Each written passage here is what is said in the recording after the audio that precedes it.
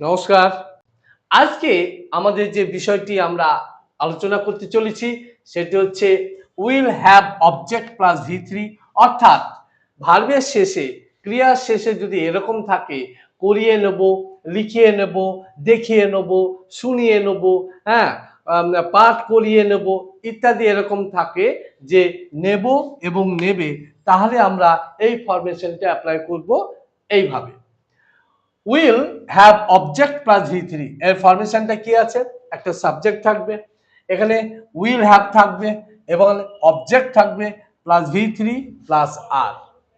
Take for an example, কিছু example আমরা এখানে নিচ্ছি। You will have the sum solve by the teacher, তুমি শিক্ষকের দ্বারা অঙ্কটি করিয়ে নেবে।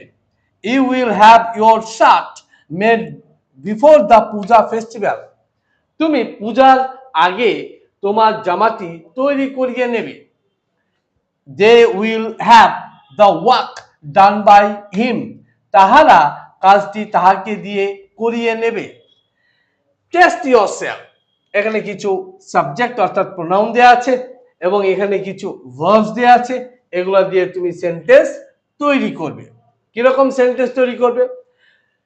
আই দিয়ে একটা সেন্টেন্স আমরা করতে চাই, তাহলে I shall have the match played by him. ব্যাপারটা ক্লিয়ার হয়েছে? ওকে, না তাহলে এইভাবে তুমি এটা প্র্যাকটিস করতে থাকবে। আর ভিডিও পেতে তুমি সাবস্ক্রাইব করবে, লাইক করবে এবং শেয়ার করবে।